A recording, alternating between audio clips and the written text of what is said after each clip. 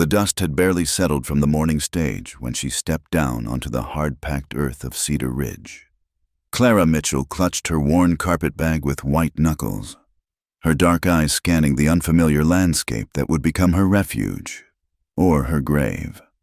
The Wyoming Territory stretched endlessly before her, a canvas of sagebrush and red rock painted beneath an unforgiving November sky. Cedar Ridge was exactly what she'd expected and feared, a collection of weathered buildings huddled against the prairie wind like cattle in a storm. The general store leaned slightly eastward, its painted sign faded to illegibility.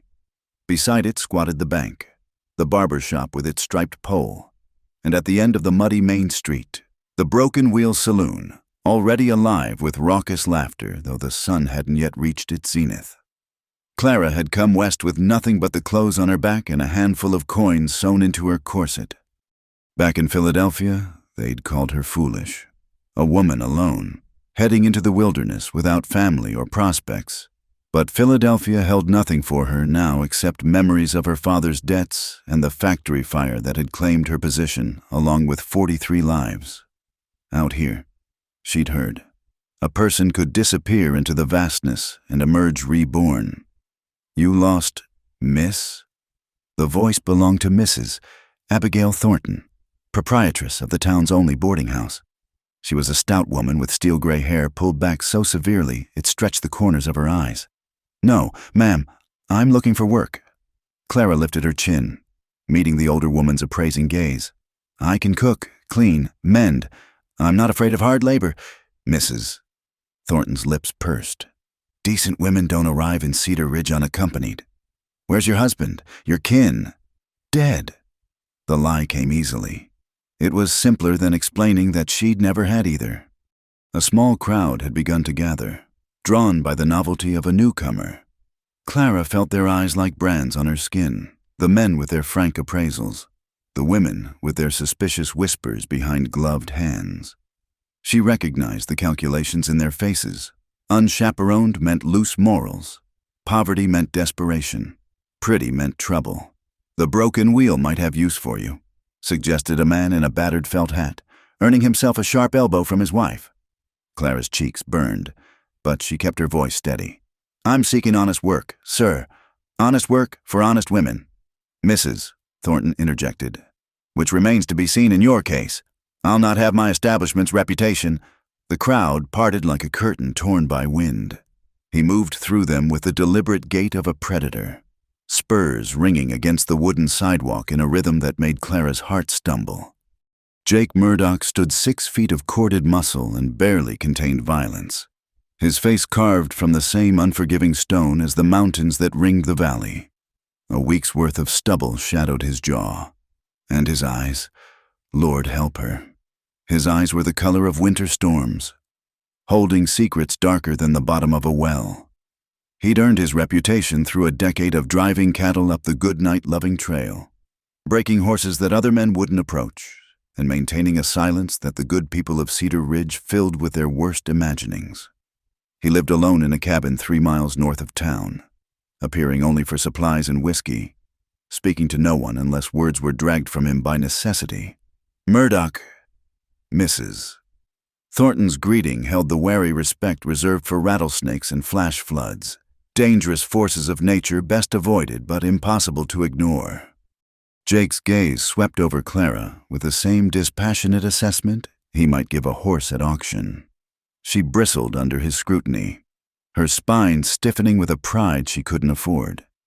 "You folks planning to conduct business out here all day?" His voice was rougher than burlap, scraped raw by wind and whiskey. "Just welcoming our newest arrival." "Mrs." Thornton replied, her tone suggesting Clara was more plague than person. "Though I'm not certain she'll be staying." "I'll be staying as long as there's work to be had." Clara interjected, tired of being discussed like she wasn't standing right there. Jake's attention snapped to her, and she immediately wished she'd held her tongue. There was something unsettling in his direct regard, something that made her feel simultaneously seen and consumed. "Work." He said the word like he was tasting it. "What kind of work does a city girl think she'll find out here?" "Any kind that pays honest wages." She met his stare despite the voice in her head screaming warnings. "I'm not afraid of getting my hands dirty." A ghost of something, amusement, respect, flickered across his features before vanishing. "Dirt's the least of what you'll get on your hands in Cedar Ridge." The crowd was growing restless, eager for either entertainment or dispersal. Clara felt the moment balanced on a knife's edge, her future in this town hanging on the next few seconds. "I heard Tom Morrison needs help at the livery," offered Samuel Chen, the town's Chinese launderer, from the edge of the gathering. His kindness was unexpected, a lifeline thrown to a drowning woman. "Morrison doesn't hire women," someone called out. "Then perhaps the schoolhouse." Term doesn't start until spring, and they've already contracted Miss Peterson from Denver. The suggestions came half-heartedly now, each door closing before Clara could even approach it. She felt the walls of possibility narrowing, funneling her toward choices she'd sworn never to make. That's when Garrett Prescott shouldered through the crowd, whiskey fumes preceding him like a herald. The banker's son had inherited his father's wealth and none of his sense, spending his days drinking and his nights worse. "I know what she can do for work," he slurred, reaching for Clara with the casual entitlement of a man who'd never been denied. "Pretty thing like her?" Clara stepped back, but found herself hemmed in by the crowd. Prescott's hand caught her arm, fingers digging in hard enough to bruise. "Let go." Her voice came out steadier than she felt. "Just being friendly." His grip tightened. "Seems to me a woman in your position ought to appreciate friendly." What happened next would become the stuff of Cedar Ridge legend, told and retold until the truth was indistinguishable from embellishment. Jake Murdoch moved faster than thought. One moment he was standing 3 feet away. The next his hand was wrapped around Prescott's wrist, applying pressure that made the younger man's face drain of color. "The lady asked you to let go." Jake's voice held all the warmth of a December grave. Prescott released Clara's arm, cradling his wrist. "This isn't your concern, Murdoch. I'm making it my concern." The two men faced each other, Prescott swaying slightly, Jake still as carved stone. The crowd held its collective breath, anticipating violence with the mixed dread and excitement of those whose lives held too little of either. "She's nobody," Prescott spat. "Just some piece of trash blown in from the east." Clara's temper, held in check by necessity and exhaustion, finally snapped. "I'd rather be trash than a whiskey-soaked leech who thinks his daddy's money makes him a man." The silence that followed her words was complete. Even the wind seemed to pause. Prescott's face flushed purple. He lunged for her, but Jake's fist met his jaw with a crack like breaking timber. The banker's son crumpled to the dirt, out cold before he hit the ground. "Anyone else have opinions about the lady?" Jake's question was mild, but his stance suggested he'd welcome more violence. The crowd began to disperse, suddenly remembering urgent business elsewhere. "Mrs." Thornton sniffed and swept away, muttering about the decline of civilized society. Within minutes, only Clara, Jake, and the unconscious Prescott remained on the street. "That was foolish," Jake said, not specifying whether he meant her words or his fist. "He had no right. Right's got nothing to do with what men like him do." He studied her with those storm-colored eyes. "You always got such a quick tongue. When the situation calls for it, it'll get you killed out here." Clara lifted her chin. "I can take care of myself." "Like you were doing just now?" Heat flooded her cheeks. "I didn't ask for your help." "No," he agreed. "You didn't." They stood there, two strangers bound by an act of violence, while Prescott groaned and stirred in the dirt. Clara knew she should thank him, should play the grateful damsel, but the words lodged in her throat like thorns. "You'd best come with me," Jake said abruptly. "Excuse me?" "Prescott's got brothers, friends. They'll come looking once he wakes up and spins his tail.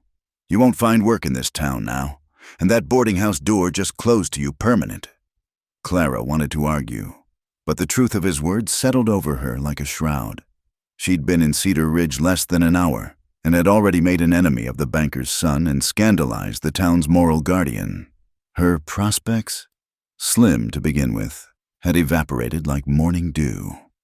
"I'm not going anywhere with you," she said, even as desperation clawed at her throat. Jake shrugged. "Then I guess you'll enjoy sleeping in the street come nightfall. Temperature drops below freezing this time of year, but suit yourself." He turned and started walking toward the livery stable, dismissing her as easily as he'd defended her. Clara stood frozen, watching his retreating back, pride warring with survival. "Wait." The word escaped before she could stop it. He paused, but didn't turn. "Make up your mind. City girl, I don't have all day." Every instinct screamed danger. He was a stranger, a man with violent hands and a reputation that made hardened cowboys step aside. Following him into the wilderness broke every rule of propriety and common sense. But propriety wouldn't keep her warm tonight. Common sense wouldn't fill her empty stomach or protect her from Prescott's retribution. Clara picked up her carpet bag and followed Jake Murdoch into the gathering storm of her fate, unaware that she was taking the first step toward a destiny that would shatter them both. Behind them, Prescott stirred and spat blood into the dust, his eyes promising vengeance. The good people of Cedar Ridge watched from behind curtains and doorways as the strange woman walked away with their local demon, already composing the gossip that would paint her as either victim or accomplice, but never simply as what she was, a woman with no choices left, casting her lot with the only person who'd shown her even the roughness of kindness. The wind picked up, driving tumbleweeds down the empty street, and somewhere in the distance, a coyote howled its lonesome song to the approaching dark. The ride to Jake's cabin stretched 3 miles through countryside that grew wilder with each passing moment. Clara sat rigid on the borrowed mare, her carpet bag tied behind the saddle, fighting every instinct that screamed she'd made a terrible mistake. Jake rode ahead, his broad back a wall of silence against her mounting questions. The path wound through stands of lodgepole pine and across a creek that ran black with snowmelt. As they climbed higher, the air thinned and sharpened, carrying the scent of sage and something else, loneliness so thick it had a smell. When the cabin finally came into view, Clara's heart sank. It squatted against the mountainside like something that had grown from the earth rather than been built upon it. Weathered logs chinked with mud, a roof of split shingles, one window covered with oiled paper instead of glass. Smoke drifted from a stone chimney, the only sign that this wasn't some abandoned relic. "This is it." Jake dismounted with economical grace, not bothering to help her down. "Change your mind yet?" Clara slid from the saddle, her legs unsteady after the ride. "It's rustic." "It's shelter." He led both horses to a lean-to that served as a stable, "which is more than you had an hour ago." She couldn't argue with that, though every refined instinct rebelled as she approached the rough wooden door. The interior proved no more welcoming than the exterior. A single room dominated by a stone fireplace, a narrow bed in one corner, a table with 2 mismatched chairs, and shelves holding the bare necessities of frontier life. The floor was packed earth covered with worn boards, and the air smelled of wood smoke, leather, and the indefinable musk of masculine solitude. "Home sweet home," Jake said without a trace of irony, hanging his hat on a peg by the door. "You can't seriously expect—" Clara stopped, swallowed her words. What had she expected? A parlor with lace curtains. "I mean, where am I supposed to—" "Sleep?" He indicated the bed with a jerk of his chin. "You take it. I've got bedroll." "That's not what I—" Heat flooded her cheeks as the full impropriety of the situation crashed over her. "Mr. Murdoch, I can't stay here. Not with you. Not alone. It isn't decent." "Decent." He repeated the word like it was foreign. "You worried about your reputation? Because that ship sailed the minute you opened your mouth to Prescott." The truth of it stung. "There must be somewhere else." "There isn't." He moved to the fireplace, adding wood with practiced efficiency. "Look, Miss Mitchell, I didn't drag you here. You followed of your own will. Now you can stay until the dust settles in town. Or you can walk back and take your chances with Prescott and his boys. Makes no difference to me."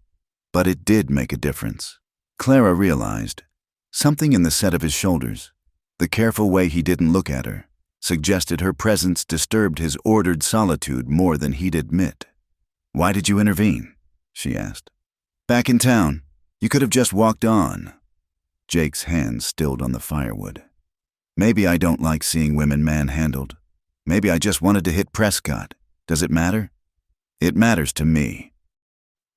He turned then, and the look in his eyes made her step back.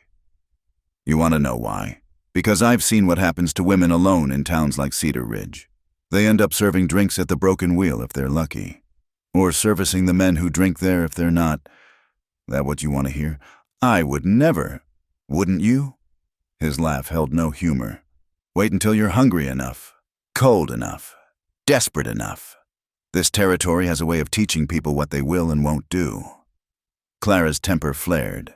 "You don't know anything about me. I know you're running from something back east. I know you've got more pride than sense. And I know you're about to learn that pride's a luxury you can't afford out here. You're insufferable." She grabbed her carpet bag, fury overcoming fear. "I'd rather take my chances with wolves than spend another minute." She yanked open the door and stepped into the gathering dusk. The temperature had plummeted, and the wind cut through her traveling dress like it was tissue paper. Before she'd taken 3 steps, Jake's hand closed around her arm, not harsh like Prescott's grip, but firm enough to stop her. "You'll freeze before you make it a mile," he said quietly. "And that's if the actual wolves don't find you first." Clara wanted to pull away, wanted to prove him wrong, but the wind chose that moment to unleash its full fury. She shivered violently, and Jake sighed. "Come back inside before you catch your death. I promise I won't touch you, won't even speak to you if that's what you want, but I won't have your death on my conscience." The fight drained out of her as quickly as it had come. She allowed him to guide her back into the cabin's relative warmth, hating her weakness, hating him for witnessing it. "Sit." He pushed one of the chairs toward the fire. "You're shaking." Clara sat, clutching her bag like a shield. Jake busied himself at the stove, and soon the smell of coffee filled the small space. He poured 2 cups, setting one on the table near her before retreating to the far side of the room. "Thank you," she managed through chattering teeth. "Don't thank me yet. Tomorrow you'll need to earn your keep." "Earn my—" Indignation temporarily warmed her. "I'm not your servant." "No. You're an uninvited guest eating my food and burning my wood. Out here, everyone works or starves. Your choice." They lapsed into silence, the fire crackling between them. Clara sipped the bitter coffee and studied her reluctant host. Up close, she could see the lines etched by sun and wind around his eyes, the scar that bisected his left eyebrow, the capable hands that had dealt violence so easily yet now rested quiet on his knees. "Why do you live out here alone?" she asked, unable to bear the silence. "Why do you ask questions that aren't your business?" "Because I'm apparently spending the night in a stranger's cabin. I'd like to know if you're planning to murder me in my sleep." That earned her a look that might have been amusement. "If I wanted you dead, you think I'd have bothered bringing you here first?" "Fair point." Night pressed against the cabin walls like a living thing.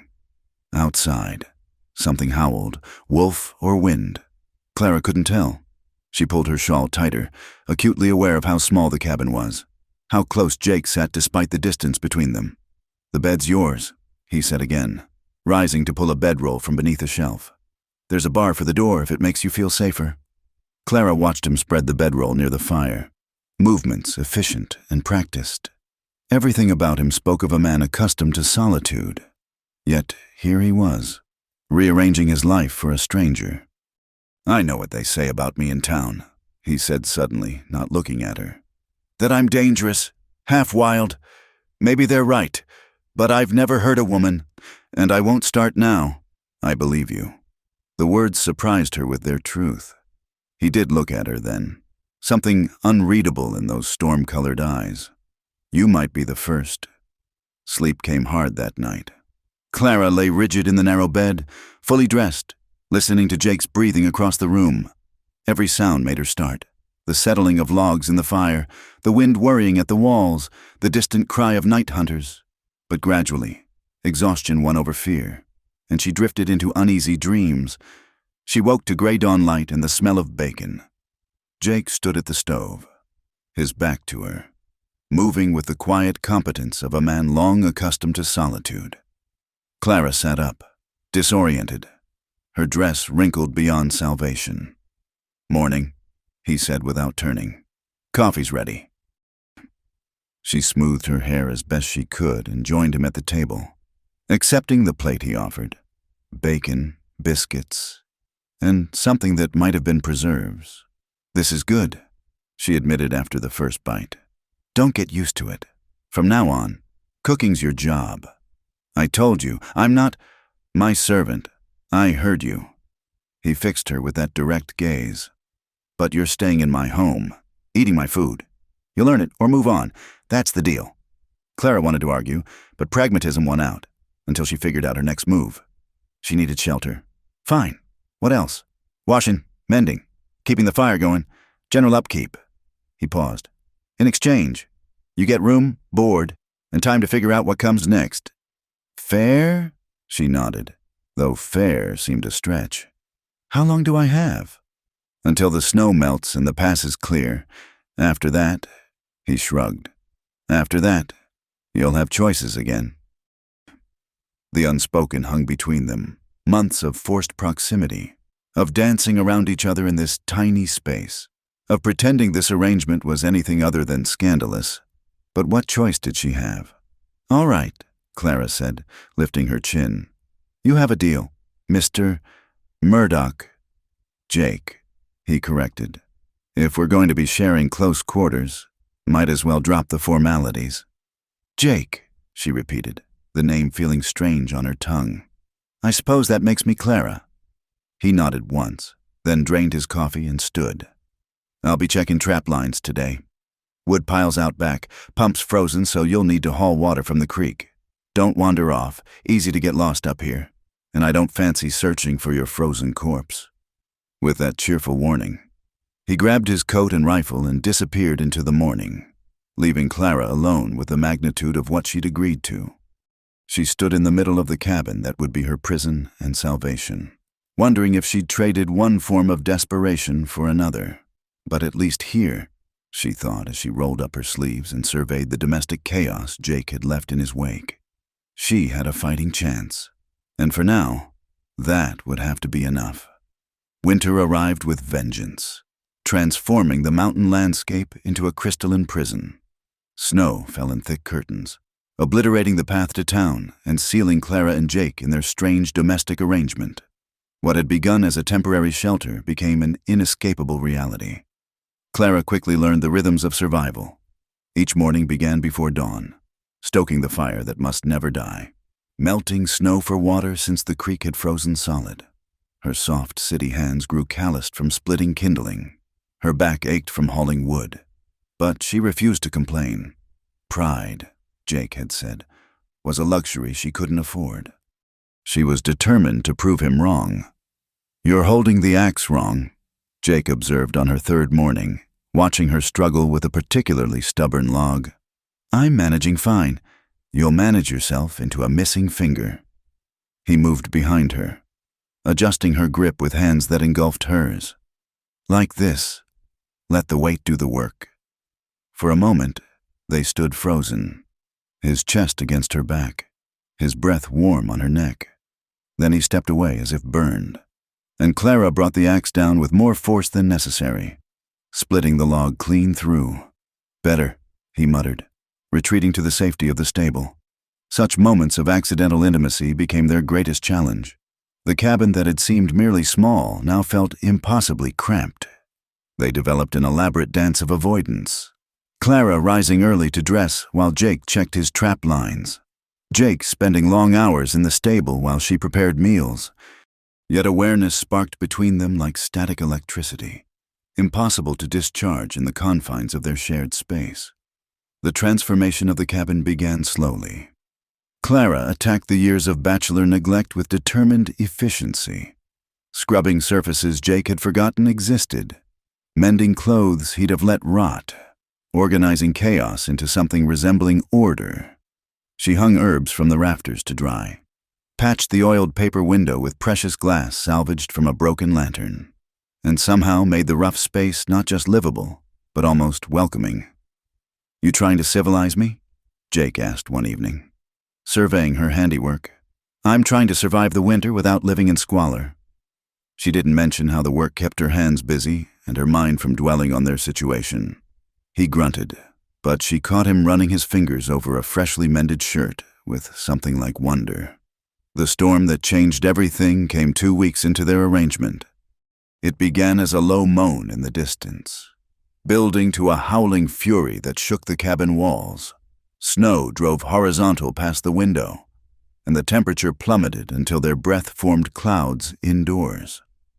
"This is a bad one," Jake said, reinforcing the door with additional bars. "Could last days." Clara tried not to think about days trapped in even closer quarters. She busied herself preparing a stew from their dwindling supplies: dried beef, preserved vegetables, and wild onions Jake had stored. The wind screamed like a living thing. Somewhere in the midst of it came a different sound, a crash, followed by Jake's curse. "What is it?" He was at the window, peering through the small glass pane she'd installed. "Tree came down, took part of the stable roof. The horses. I need to get them inside." He was already reaching for his coat. "In this," Clara grabbed his arm. "You can't see 3 feet out there. You want to eat horse meat come spring." He shook off her grip. "I'll run a rope guide. Done it before." Before she could protest further, he'd tied one end of a rope to the door frame and plunged into the white maelstrom. Clara counted heartbeats, watching the rope play out, straining to hear anything over the wind's roar. Minutes stretched like hours. The rope went slack. "Jake," she called into the storm, but the wind swallowed her voice. More minutes. Too many. Without thinking, Clara grabbed her shawl and followed the rope into the blizzard. The cold hit like a physical blow, stealing her breath, driving needles of ice into every exposed inch of skin. She couldn't see anything but white, couldn't feel anything but the rope in her numb hands. Then, a dark shape, a fallen form, half buried in snow. "Jake!" She dropped beside him, found blood on his temple where the falling beam had struck. He was conscious but dazed, struggling to rise. "Horses," he mumbled. "Damn the horses." She hauled him upright, draping his arm over her shoulders. He outweighed her by at least 70 pounds, but desperation gave her strength. Step by agonizing step, she followed the rope back, Jake leaning heavily against her, both of them stumbling through drifts that reached their knees. They crashed through the cabin door in a tumble of snow and tangled limbs. Clara kicked it shut and dragged Jake to the fire, her hands shaking as she examined the gash on his head. "Need to—" "Horses," he protested weakly. "The horses will have to manage." She fetched water and clean cloth, ignoring his attempts to rise. "Sit still before you bleed all over my clean floor." "Your floor, despite everything." Amusement colored his voice. "Hush." She cleaned the wound with gentle efficiency, trying not to notice the way his eyes tracked her movements, or how her fingers trembled when she smoothed his hair back. The gash was deep, but not dangerous. She bound it with strips torn from a clean petticoat, aware of the intimacy of the act, of his breath on her wrist as she worked. "You came after me," he said quietly. "You were taking too long. Could have died out there."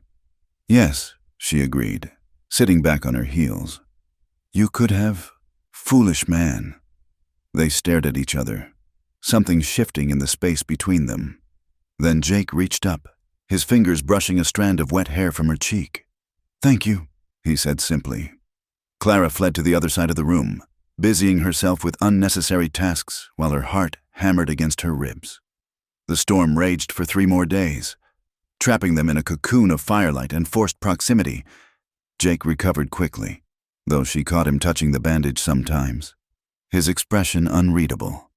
On the second night, cabin fever drove them to conversation. "How'd you end up out here?" Clara asked, darning yet another sock by lamplight. Jake stared into the fire for so long she thought he wouldn't answer. Came west after the war. Couldn't stomach going home. You fought? Georgia Regiment. Though by the end, weren't much fighting left to do, just dying. His voice held ghosts. You ever seen a battlefield after Clara, when the smoke clears and all that's left is what men do to each other? No. Be grateful. He shifted, adding another log to the fire. Came west to forget, built this place to be alone. Figured if I couldn't be a good man, least I could avoid being a bad one around others. You're not a bad man. Clara said softly, You don't know what I've done. I know what you did for me. That counts for something. He looked at her then. Really looked. And she felt exposed in ways that had nothing to do with propriety. Why were you really running? Clara set down her darning. Trust for trust. It seemed only fair. My father died owing money to the wrong people. They came collecting, wanting payment in other currency. I refused. They burned down the factory where I worked in retaliation. 43 people died because I wouldn't. She stopped, unable to finish. That's not on you, Jake said fiercely. Men who do that would have found another excuse. Doesn't bring those people back? No, he agreed. Nothing brings anyone back. That's the hell of it. They lapsed into silence, but it was a different kind than before. Companionable rather than awkward. Born of shared understanding rather than mutual wariness. On the third night, the storm finally exhausted itself. They ventured out to find a transformed world. Snow drifted to the eaves. Trees bowed and broken under the weight. The stable had partially collapsed. But the horses had sheltered in the remaining portion. Hungry, but alive. Lucky, Jake muttered, surveying the damage. We'll need to ration supplies more carefully, Clara said, already calculating what they'd lost. We? He glanced at her sideways, sounding mighty permanent, that we... Heat crept up her neck. For the winter, I meant for the winter. But as they worked together to clear paths and repair what they could, Clara felt the truth settling into her bones. Somewhere between the blizzard and the blood, between his trust and her care, they'd crossed a line. Not into impropriety, not yet, but into something harder to define and impossible to retreat from. That night, as they sat by the fire in their customary chairs, Jake spoke into the comfortable silence. Spring will come. Yes, you'll have choices then. Places to go. Yes. He nodded slowly, his expression hidden by shadows. Good. That's good. But nothing in his voice suggested he believed it. And Clara found she didn't either. Spring seemed impossibly distant, a fairy tale told to children. All that existed was this, the fire's warmth, the snow's embrace, and the delicate balance they'd built from necessity and something that might, given time and courage, dare to call itself hope. The first visitor came on a day when the sun broke through the clouds like a promise. Clara was hanging the wash on a line stretched between two pines, fighting the wind for possession of Jake's shirts. When she heard horses approaching, Jake emerged from the stable, rifle in hand, his posture tense as wire. Two riders picked their way up the snow-packed trail. Clara recognized the lead man as Sheriff Watson, his badge glinting despite the weak winter light. The second was a stranger, lean and hawk-faced, with the look of someone paid to find things, or people. Murdoch, the sheriff called, reining up a respectful distance from the cabin. Need a word. Say it from there, Jake replied, the rifle casual in his grip but ready. Watson's eyes found Clara, lingered with professional interest. Ma'am, didn't expect to find company up here. Is there a problem, Sheriff? Clara kept her voice steady, though her hands tightened on the wet shirt she held. Might be. Watson shifted in his saddle. This here's Mr. Silas Burke. Come from Philadelphia. He's looking for a woman. Rebecca Hartley. About your height. Dark hair. Traveling alone. Clara's blood turned to ice, but she forced herself to continue hanging laundry with steady hands. Rebecca Hartley. The name she'd abandoned 3 states ago. Never heard of her, Jake said flatly. Funny thing. Burke spoke for the first time. his voice oily as lamp fuel. "Description matches your guest remarkably well.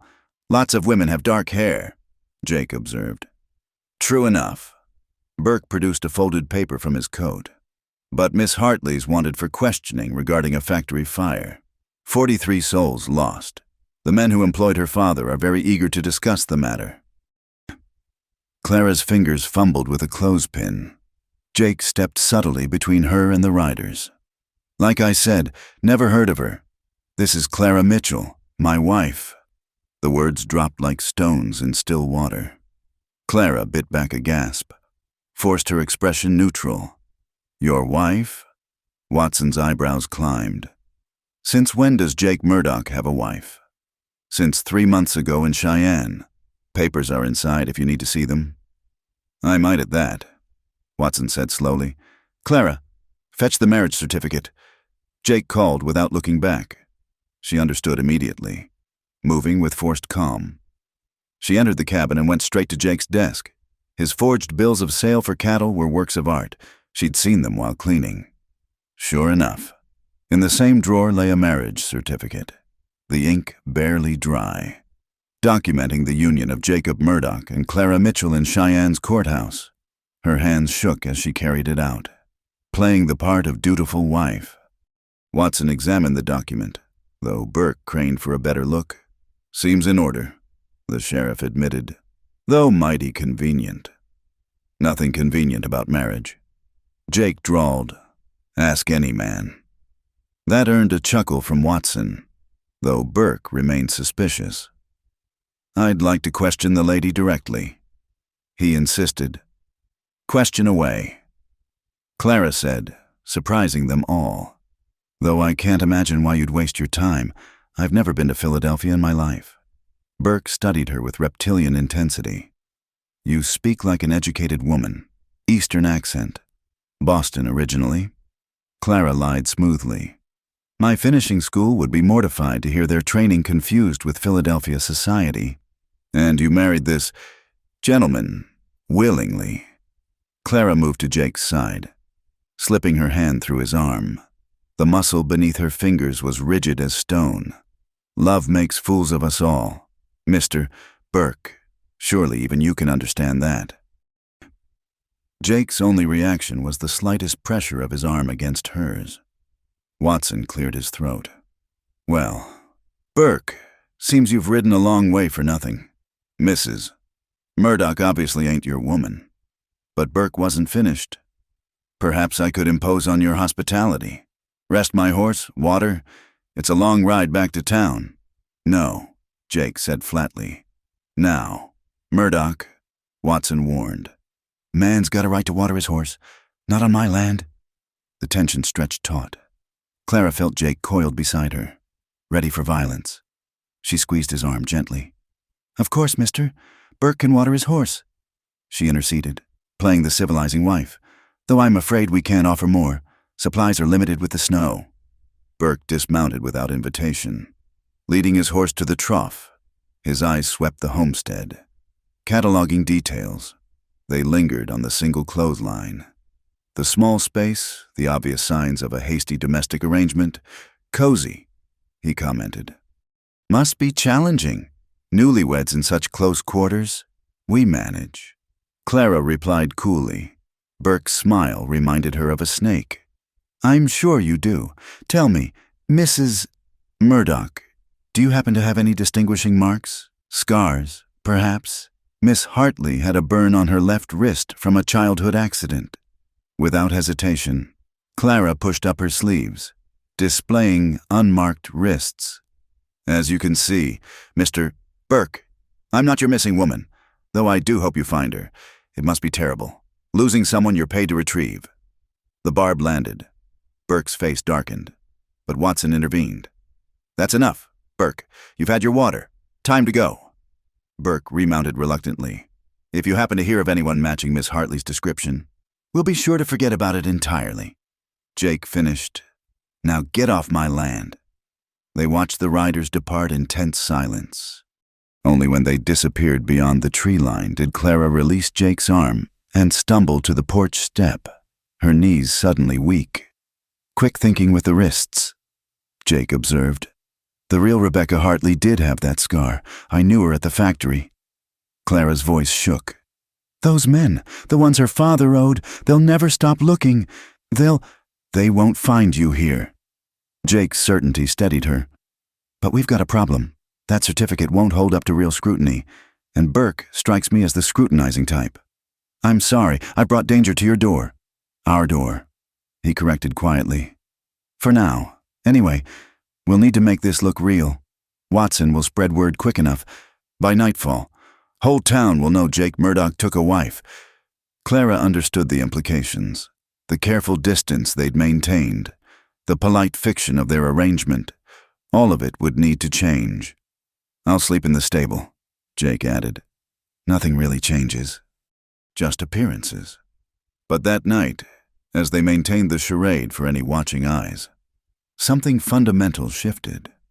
Jake carried her belongings to the main area of the cabin, making a show of domestic harmony. They took supper together at the small table instead of eating in shifts. When darkness fell, he made his bed in the stable as promised, but the cabin felt emptier without him. Word spread faster than wildfire. Within days, they had visitors. Ranchers' wives come to inspect Jake's suspicious bride, bringing welcome gifts that barely disguised their curiosity. Clara played her part, fielding invasive questions with grace while Jake glowered from the porch. Never thought I'd see the day, Mrs. Henderson declared, pinching Clara's cheeks like she was testing bread. Jake Murdoch leg-shackled. What's your secret, dear? Good cooking, Clara replied, earning a snort from Jake.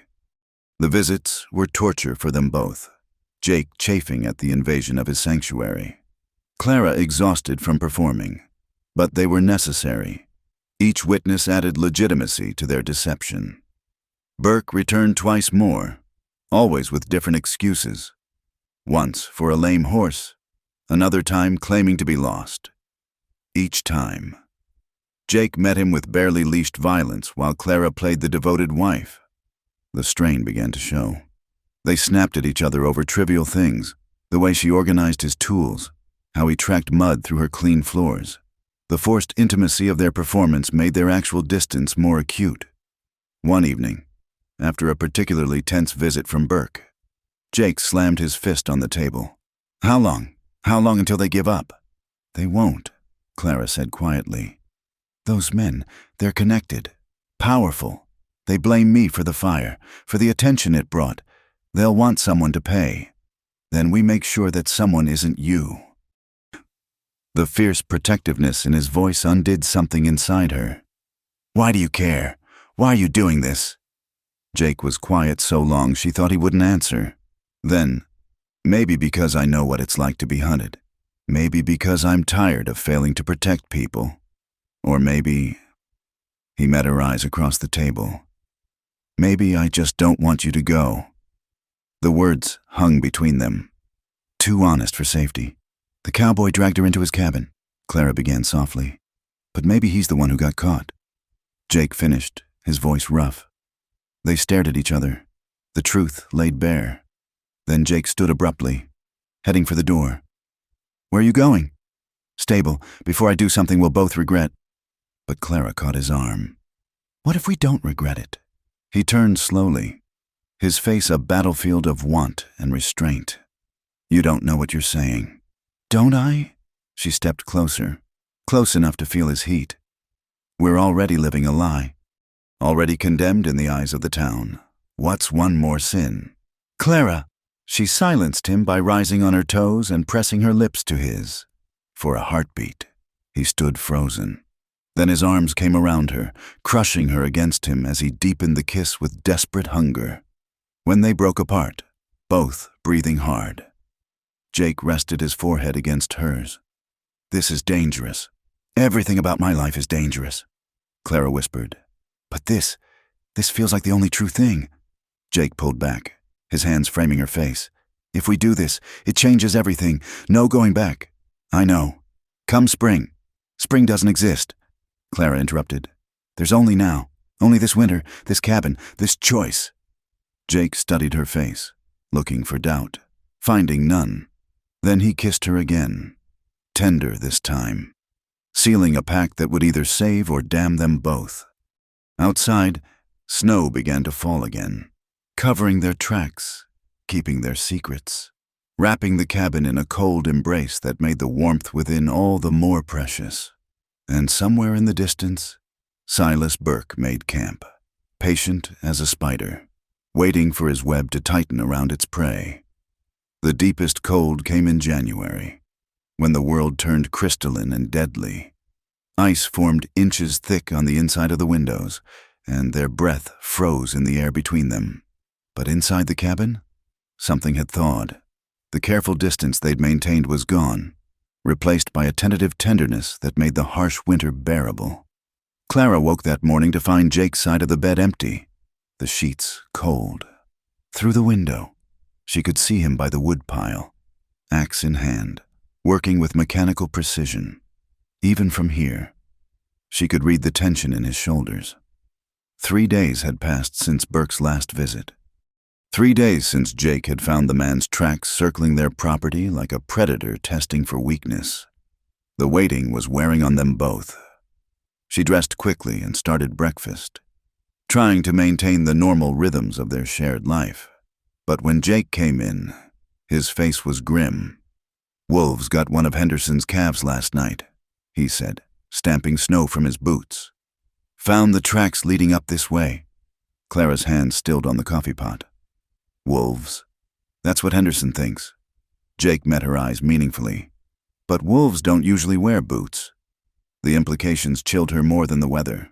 Burke was escalating, trying to force their hand. She served breakfast in silence, both of them picking at their food. "We could leave," Clara said finally. "Head further west. California, maybe. Running makes you look guilty." Jake pushed his plate away. "Besides, these mountains are treacherous in winter. Try to leave now. We'd be dead in a week. No. So we wait. We survive." He reached across the table, taking her hand. "That's what we do out here. We survive." But surviving became harder as the days stretched on. Their food stores, already rationed, dwindled further. Jake's trap lines, usually reliable, came up empty more often than not. Clara suspected Burke's hand in that too. A man making camp nearby would scare off game. The real test came during what Jake later called the Wolf Moon Night. Clara woke to the sound of snarling outside the cabin. Jake was already up, rifle in hand, peering through the window. "What is it?" "Wolves, real ones this time. They've got something cornered by the stable." "The horses." Without thinking, Clara grabbed the shotgun from its rack. Jake caught her arm. "You don't know how to use that." "Then it's time I learned." They looked at each other for a long moment. Then Jake nodded, quickly showing her the basics. How to hold it. Aim. Fire. Kicks like a mule. Be ready. They slipped out into the moonlit night. The wolf pack, 5 of them, lean with hunger, had surrounded the stable. The horses screamed inside, hooves thundering against wood. "On 3, Jake whispered.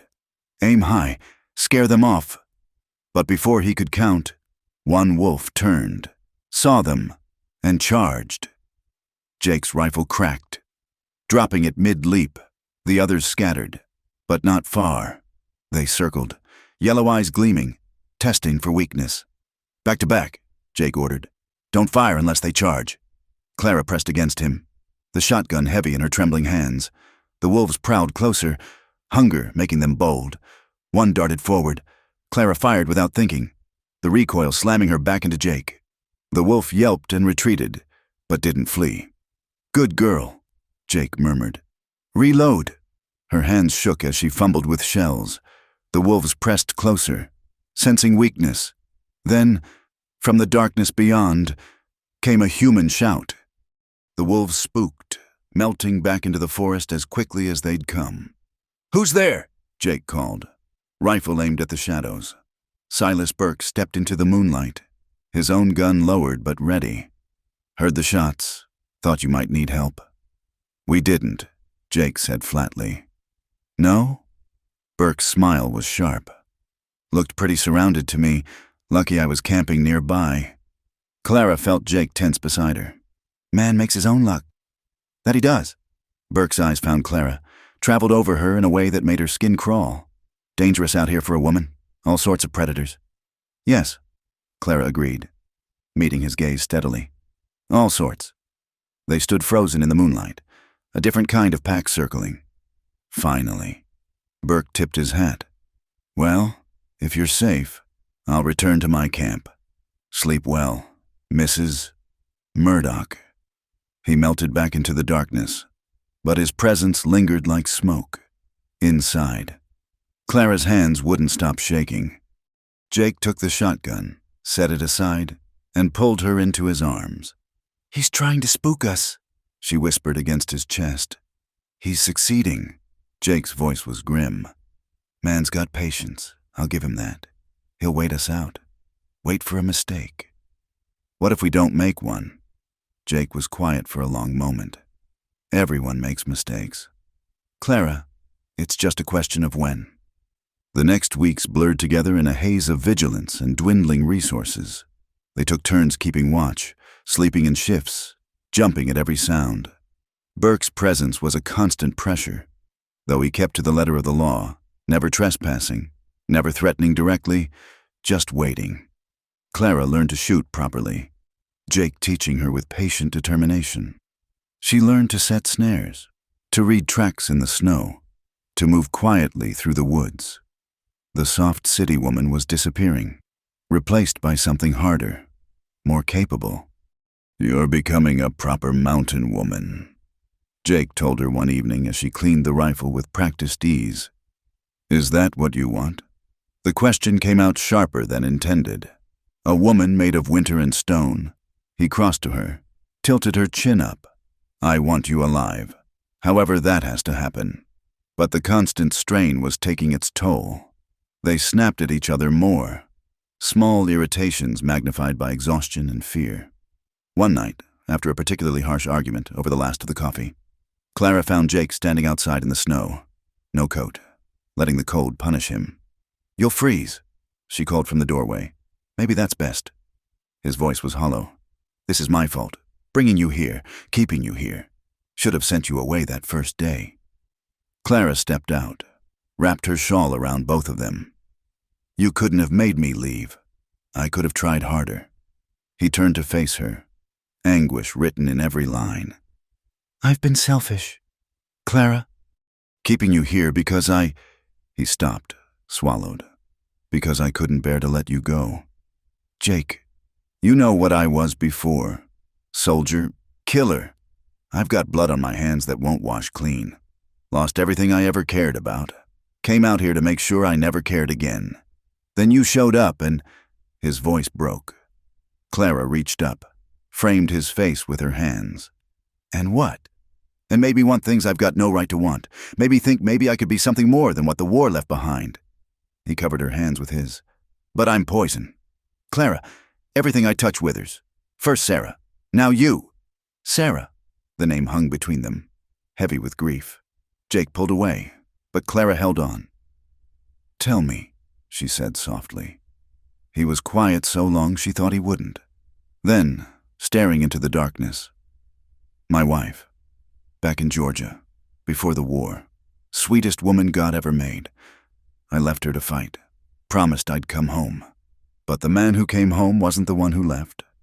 I was broken, angry, drank too much, fought shadows, couldn't stand to be touched. His hands clenched. She tried, God knows she tried, but I drove her away bit by bit. The fever took her winter of '66, but truth is, I'd killed her spirit long before. Clara's heart ached for the pain in his voice. That wasn't your fault, wasn't it? He laughed bitterly. I'm doing the same to you, dragging you down into my darkness. You should be in some city parlor, safe and warm, not fighting wolves and madmen in a frozen cabin. You didn't drag me anywhere. Clara said fiercely. I chose this. I chose you. Why? The question came out raw, desperate. Clara considered her words carefully. Because you see me, not the proper lady I was supposed to be, not the victim Burke thinks I am. You see me, stubborn and scared and stronger than I knew. And because, she took a breath, because when I see you, I don't see a broken soldier or a hermit hiding from the world. I see a man who fights so hard against his own goodness, it exhausts him. Jake made a sound like she'd hit him. Clara, I see a man who gave up his solitude for a stranger, who faces down wolves and worse to keep me safe, who teaches me to survive not because he wants to control me, but because he wants me to be free. She pressed closer. I see the man who holds me like I'm precious, but looks at me like he's drowning. I see you, Jake Murdoch, and I'm not afraid. He crushed her to him then, his mouth finding hers in a kiss that tasted of desperation and hope in equal measure. When they broke apart, both breathing hard. Snow had begun to fall again. Come inside, Clara whispered. Please. They made their way back to the cabin, but the moment was shattered by what they found.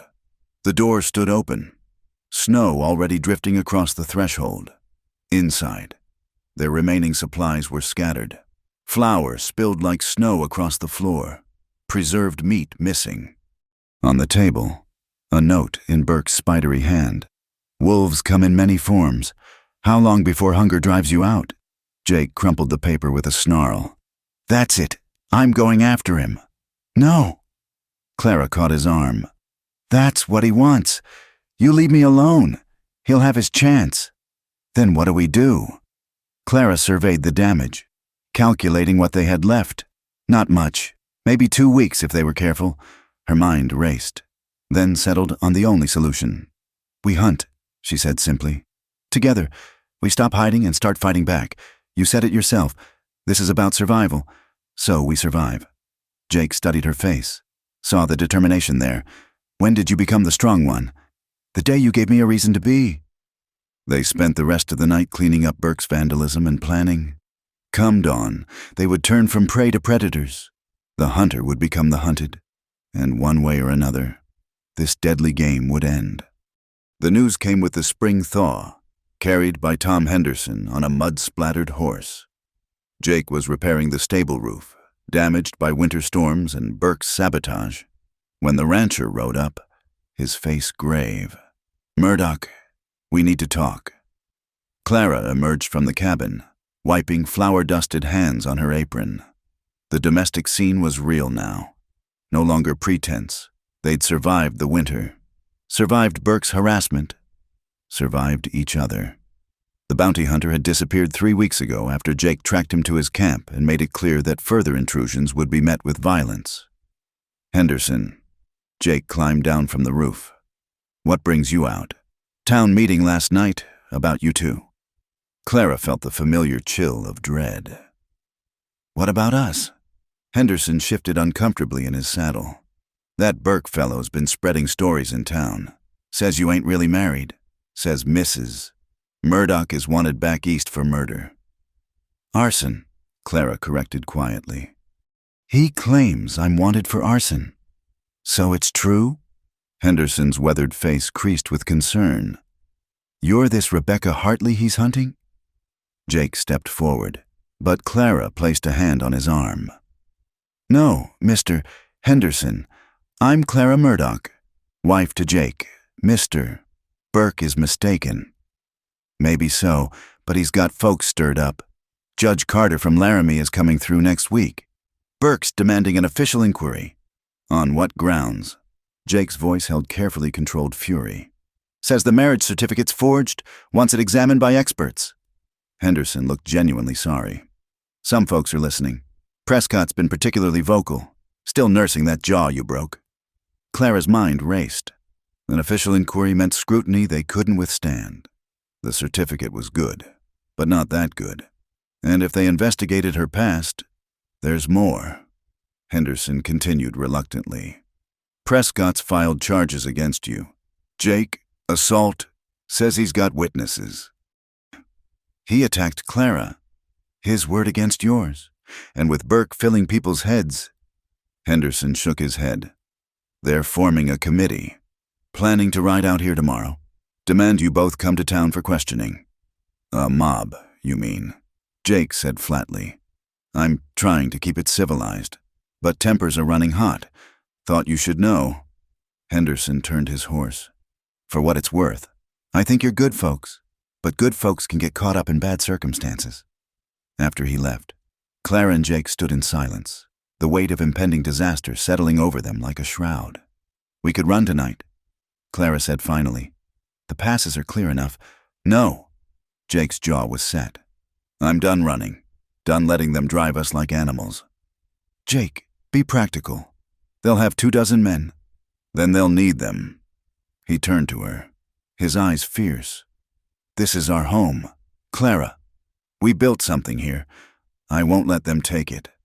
That evening, as they prepared for what might be their last night together, Clara found Jake at his desk, writing legal documents. She realized he was legitimizing everything. The cabin deed, bills of sale, bank accounts. What are you doing? Making sure you're protected. If something happens to me, nothing's going to happen. But her voice shook. Jake pulled her onto his lap, holding her close. Listen to me. Tomorrow, when they come, I want you to denounce me. Say I forced you, that you're a victim. Burke can't collect a bounty on a victim. I won't. You will. His arms tightened. Please, Clara, let me protect you this once. You've been protecting me since the day we met. And look where it's led. He buried his face in her hair. I should have been stronger. Should have sent you away before I fell in love with you. Clara pulled back to meet his eyes. Before you fell in love with me. The words hung between them, finally spoken after months of dancing around the truth. Clara, I love you, Jake Murdoch. Not because you saved me, not because I needed shelter. I love your stubborn honor, your gruff kindness, the way you look at me like I'm a miracle you don't deserve. She touched his face. I love the man who teaches me to shoot, but flinches when I get a splinter. Who reads poetry by firelight when he thinks I'm asleep. Who holds me like I might disappear, but fights like hell to keep me here. Jake's eyes closed, pain and joy warring on his face. I love you too. God help me. I've loved you since you stood up to Prescott with nothing but sharp words and sharper courage. Loved you through every hard day and harder night. He opened his eyes, and they were wet. That's why you have to leave. I won't watch them destroy you.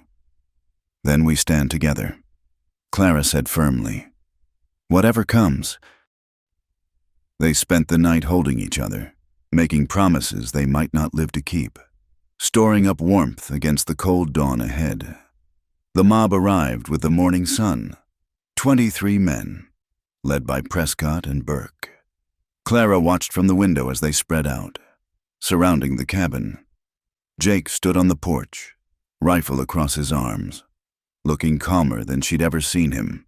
Jake Murdoch, Prescott called, still favoring his once broken jaw. You're wanted for assault. Come peaceful, and we'll see you get a fair trial. Fair? Jake's laugh was humorless. Like the fair chance you gave Miss Mitchell before I stopped you pawing at her? That's Mrs. Murdoch, Clara said, stepping onto the porch beside Jake. Several men shifted uneasily at her appearance. It was one thing to drag off a violent hermit, another to confront a woman. Burke pushed forward. This charade has gone on long enough.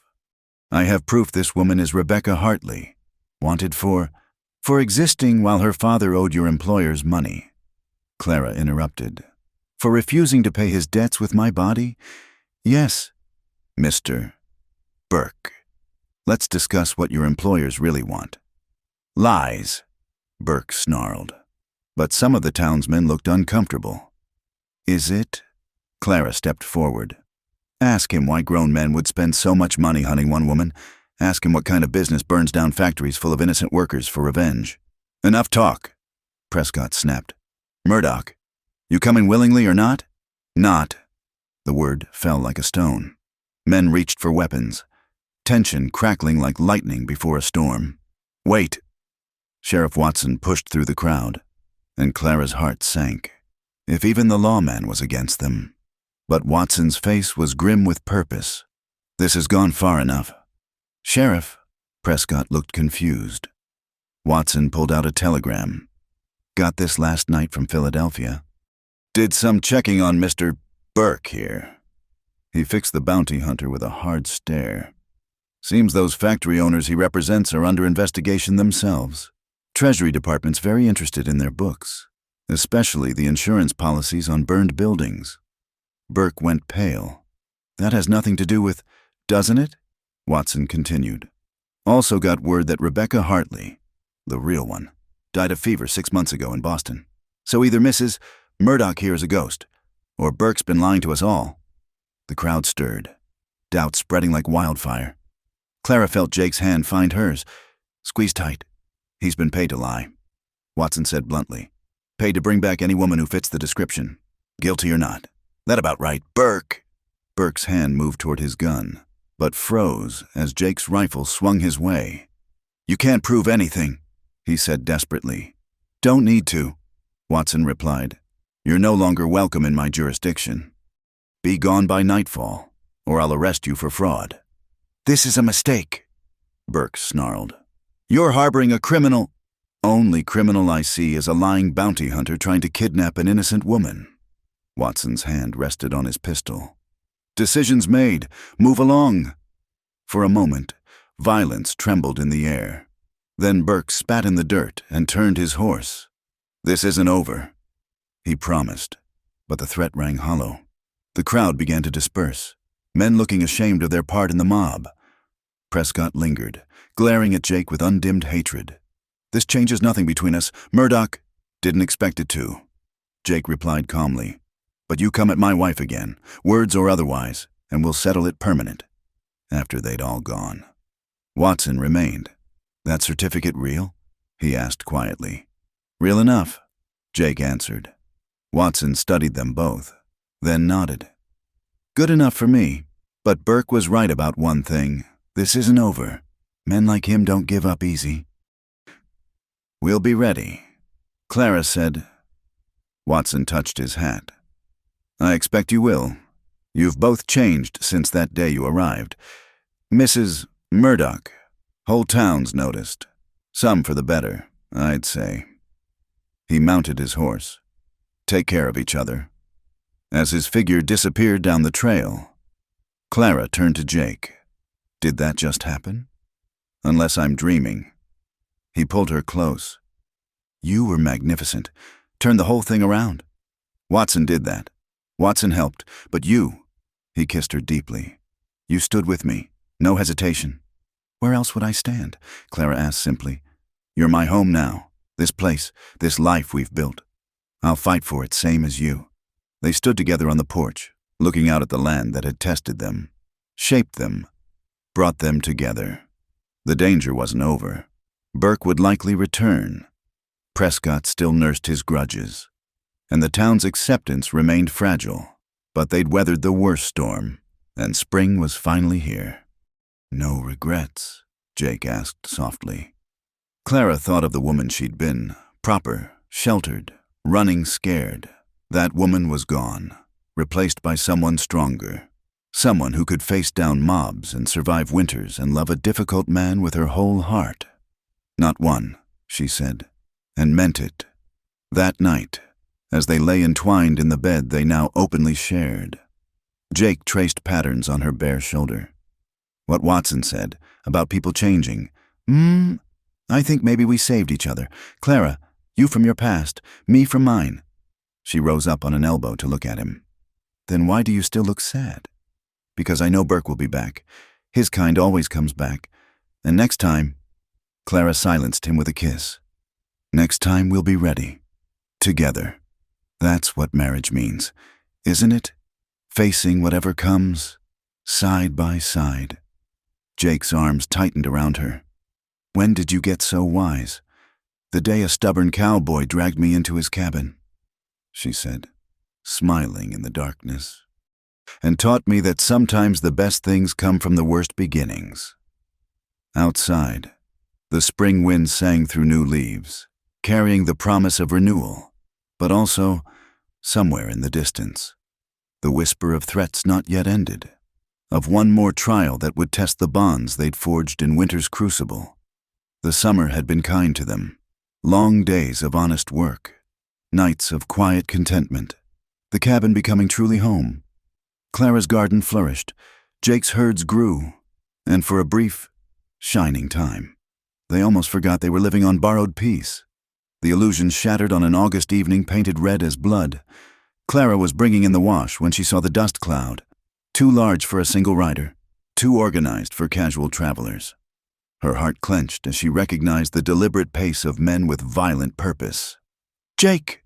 She ran for the cabin, but he was already emerging, rifle in hand, face grim. "How many?" he asked. 8, maybe 10. Clara grabbed the shotgun, checking the load with practiced ease. "Burke. Has to be." Jake's jaw tightened. "Get inside. Bar the windows. I'm not hiding while you—" The first shot cut her words short, splintering wood from the porch post. Jake shoved her behind him, returning fire as they retreated into the cabin. More shots followed, a deadly hail that shattered their precious glass window and thudded into the logs. "So much for talking," Clara shouted over the gunfire, taking position at the east window. Through the gun smoke, she could see their attackers, not townsmen this time, but hired guns, professionals Burke had brought from God knows where. They spread out with military precision, taking cover behind rocks and trees, settling in for a siege. "Clara Mitchell," Burke's voice carried across the yard. "Or should I say Rebecca Hartley. Come out now, and your husband lives. Make us dig you out, and I can't promise the same." Jake's answer was a shot that sent Burke diving for cover. "Try it," he roared. "First man through that door dies." The response was coordinated fire from 3 positions, forcing them to duck. In the brief lull that followed, Clara heard something that made her blood freeze, the splash of liquid against wood, the acrid smell of kerosene. "They're going to burn us out," she breathed. Jake's face was stone. "Over my dead body." He moved toward the door, but Clara caught his arm. "That's what they want. You go out there, they'll cut you down. Better than watching you burn." His eyes were wild. "Clara, I can't, I won't." "You won't have to." Her mind raced, calculating angles, distances. "The root cellar, it connects to the old mine shaft. Remember, we can—" Fresh gunfire erupted. Closer now. Someone screamed. Not their side. Through the broken window came the thunder of hooves, war cries, the clash of combat. "What in hell?" Jake peered out cautiously. The scene outside was chaos. A group of Shoshone warriors had descended on Burke's men from the ridge, catching them in a deadly crossfire. Clara recognized their leader, Joseph Broken Arrow, whose son Jake had saved from a bear trap the previous winter. "The dead is remembered," Joseph called in English, his rifle speaking louder than words. The tide turned quickly. Caught between the cabin and the unexpected attack, Burke's hired guns scattered. 2 lay still, others fled for their horses. Burke himself took cover behind the water trough, still firing, still dangerous. "He's mine," Jake growled, heading for the door. "Jake, no!" But he was already gone, moving across the yard with lethal purpose. Clara watched, heart in throat, as the 2 men faced off in the dying light, Jake advancing steady as death, Burke firing desperately, his shots going wide as panic took hold. It ended quickly. Jake's rifle cracked once, and Burke spun, clutching his shoulder. Before he could recover, Jake was on him, the rifle reversing to a club. But at the last second, Jake held back, breathing hard, fighting for control. "Do it!" Burke snarled from the dirt. "Finish it!" Jake stood over him, rifle raised, every line of his body screaming for violence. The moment stretched, balanced on a knife's edge. "Jake," Clara's voice, soft but carrying. "You're not that man anymore." Slowly, painfully. Jake lowered the rifle. "Get up," he told Burke. "Get up and ride. Don't come back. Don't send anyone back. This ends now." Burke struggled to his feet, clutching his wounded shoulder. "The men who hired me, tell them Rebecca Hartley is dead," Clara said, stepping beside Jake. "Tell them she died in a cabin fire, if that makes them happy. But Clara Murdoch lives, and if they come for her, they'll find more than they bargained for." Burke looked between them, then at Joseph's warriors maintaining their positions. The fight had gone out of him. replaced by the hollow look of a beaten man. "You've made enemies," he said finally. "Powerful ones. This won't be the end." "Maybe not," Jake agreed. "But it's the end of you here. Joseph, make sure Mr. Burke finds his horse, and make sure he keeps riding." As the warriors escorted Burke away, Clara felt her knees buckle. Jake caught her, held her steady. "It's over," he murmured. "It's finally over." But even as she clung to him, Clara knew better. Men like Burke were symptoms, not the disease. The powerful men who'd hired him wouldn't simply forget, wouldn't forgive. They'd won this battle. But the war— "Joseph," Jake called, "we owe you more than I can say." The Shoshone leader dismounted, approaching with dignity. "A life for a life. Murdoch, my son lives because of you. Now the debt is balanced." He studied Clara with knowing eyes. "Your woman fought well. She has warrior spirit. More than she knows." Jake agreed. Joseph's warriors helped clear the bodies, tend the wounded. One of Burke's men, barely more than a boy, had taken a bullet in the leg. Clara found herself kneeling beside him, pressing cloth to the wound, her healer's instincts overcoming everything else. "Why?" the boy gasped. "Why help me?" "Because that's what separates us from men like Burke," she said quietly. "We can choose to be better." As night fell, the Shoshone departed, melting back into the mountains like smoke. Jake and Clara stood amid the wreckage of their yard, bullet holes in the cabin walls, blood on the ground, the acrid smell of spilled kerosene. "We can't stay," Clara said finally. Jake turned sharply. "This is our home. Was our home." She gestured at the damage. "They know where we are now. Burke was right. There will be others. Maybe not tomorrow, maybe not next month, but eventually." She touched his face. "I won't live waiting for the next attack. Won't raise children looking over their shoulders." "Children?" Jake's voice caught. Clara took his hand, placed it on her stomach. "Come spring, if I'm counting right. I was going to tell you tonight. Before—" She gestured helplessly at the chaos. Jake stared at her, stunned, then pulled her into a fierce embrace. "A baby? You're sure?" "As sure as I can be." She pulled back to see his face. "Are you happy?" "Happy?" He laughed, wild and free. "Clara, He stopped, sobered. "You're right. We can't stay. A child changes everything." They stood together in the ruins of their small paradise, holding each other in the secret of new life between them. The cabin that had sheltered their love would shelter it no more, but what they'd built together, that was stronger than walls, deeper than any foundation. "Where will we go?" Clara asked. "West," Jake said after a moment. "California, maybe Oregon, somewhere new, where the past can't follow. Build a real life, a real home." He touched her stomach wonderingly. "A place for our child to grow up free, together, always." He kissed her deeply. "I told you before, you're stuck with me now. Mrs. Murdoch, for better or worse." "I choose better," Clara said firmly. "From now on, we choose better." They spent one last night in the cabin, making plans, making love, making peace with leaving. At dawn, they would pack what they could, sell what they couldn't, and turn their faces toward the setting sun. But that was tomorrow. Tonight, there was only this, the two of them, battle-worn but unbroken, holding each other in the place where they'd learned to love, preparing to carry that love into an uncertain future. "One more thing," Jake said as they lay entwined. "When we get where we're going, we're having a real wedding. Church, dress, the whole thing. Make it official in every way that matters. Jake Murdoch, are you proposing to your wife? I'm proposing to make you my wife all over again. And this time," his voice went soft, "this time I'll be a whole man making that promise, not a broken one hiding from the world."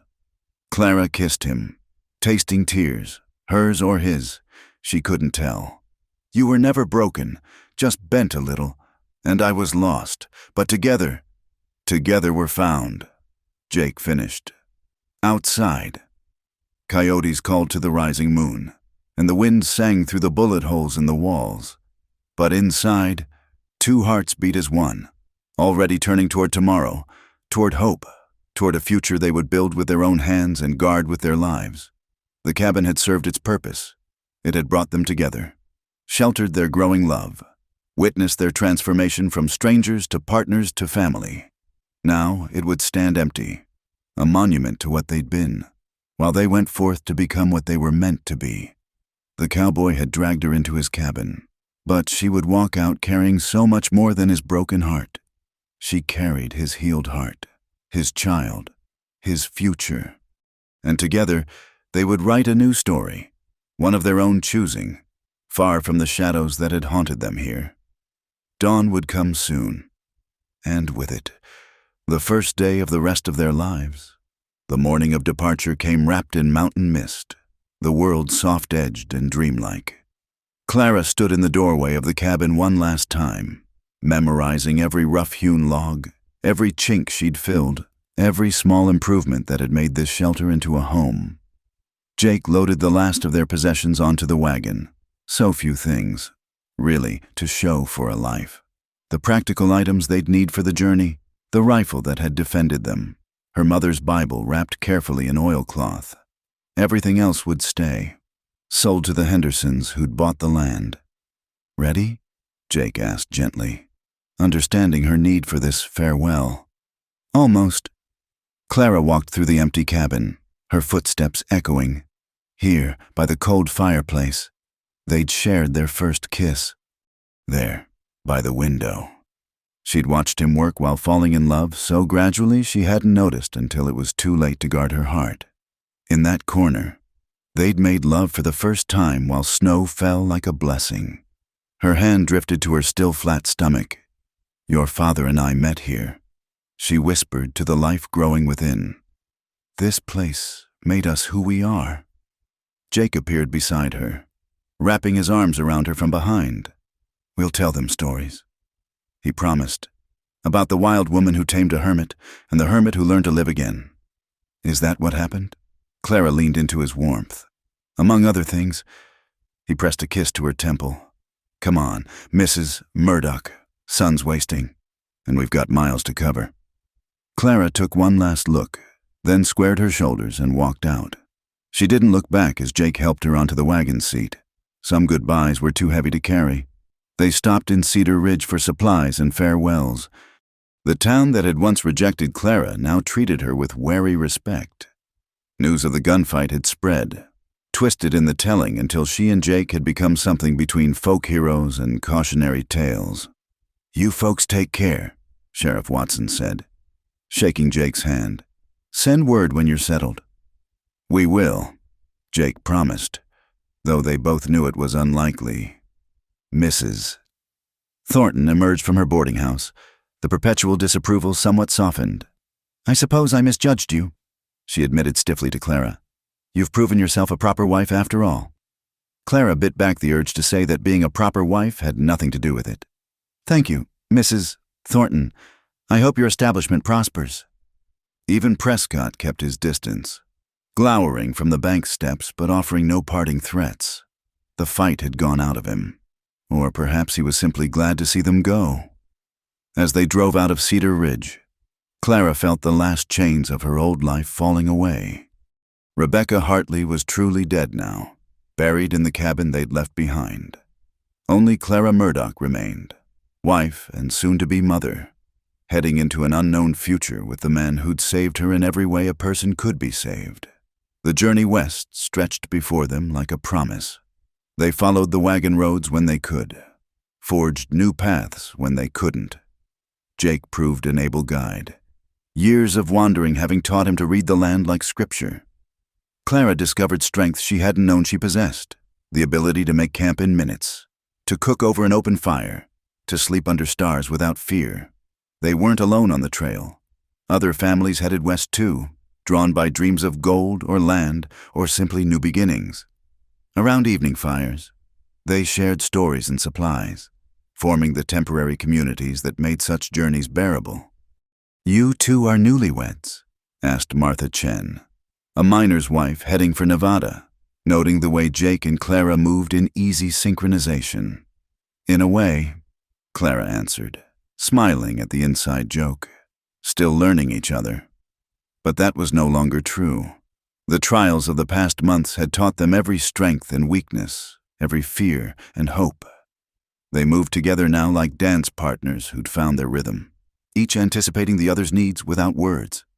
3 weeks into the journey, Clara woke sick, barely making it from their bedroll before her stomach rebelled. Jake held her hair back, worry creasing his face. "The baby?" he asked anxiously. "The baby," she confirmed weakly. "Mrs. Chen says it's normal. Should pass in a few weeks." "A few weeks?" Jake looked aghast. "You'll waste away to nothing." But Clara was tougher than morning sickness.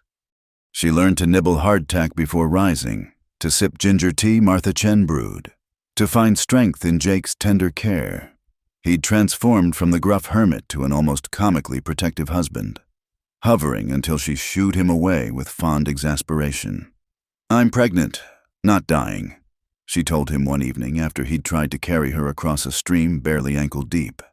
"You're carrying our child," he countered. "I'll carry you both if I have to." The moment of decision came at Fort Bridger.